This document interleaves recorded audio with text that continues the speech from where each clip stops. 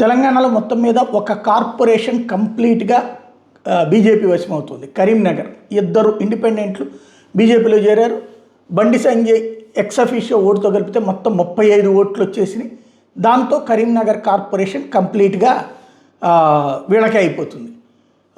ఇంకొక వైపున వచ్చేటప్పటికి దండే విఠల్ ఎవరైతే ఎక్సఫీషియో ఓటు చెల్లదు అంటూ ఫిర్యాదులు చేయడాలు, కాగజ్నగర్లో ఓటు ఉంది ఇంతకుముందే అన్నటువంటి పాయింట్ని ప్రొజెక్ట్ చేయడాలు ఇవన్నీ కూడా నడుస్తున్నాయి. తప్పుడు పత్రాలు చూపిస్తున్నారు, కోనప్ప ఆరోపణలు లాంటి ఇవన్నీ కొన్ని చోట్ల జరుగుతాయి.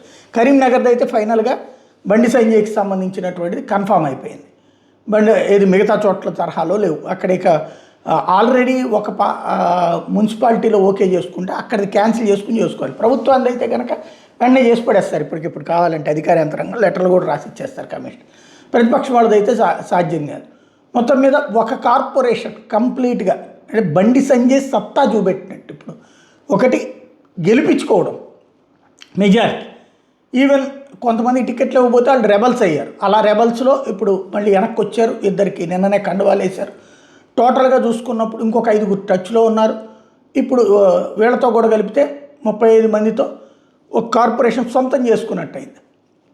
నిజామాబాద్లో ప్రాబ్లం అయింది. ఎందుకంటే వాళ్ళ ఎక్సఫీషియో ఓట్లు ఇటు వీళ్ళ ఎక్సఫీషియో ఓట్లుతో కలిపినప్పుడు సేమ్ అయినాయి, ఈక్వల్ అయింది. ఒక్క ఓటు ఏదైతే బీఆర్ఎస్ వాళ్ళదే కీలకమైంది. బీఆర్ఎస్ రేపు మద్దతు ఎవరికి ఇస్తుందో తెలియాలి. కానీ ఈలోపుగా పీసీసీ చీఫ్ స్వయంగా, ఎందుకంటే ఆయన సొంత జిల్లా కావడం అక్కడ పరువు పోగొడుతుంది అన్న ఉద్దేశంతో పోలీసులను అడ్డుపెట్టారు. పికప్ చేసుకోమని అంటే ఎత్తుకుపోయారు, కిడ్నాప్ చేశారు ఓ రకంగా. అది నేను అరవింద్ ఆధారాలతో సహా నిరూపించాడు. బట్ ఆ కాన్సెప్ట్ని అయితే లాక్కోవాలన్నటువంటి ప్రయత్నం అయితే నడుస్తోంది అక్కడ. ఓవరాల్గా ఒక కార్పొరేషన్ అయితే ఖచ్చితం, రెండో కార్పొరేషన్లో కన్ఫామ్ కానీ చెడగొడుతోంది కాంగ్రెస్ పార్టీ.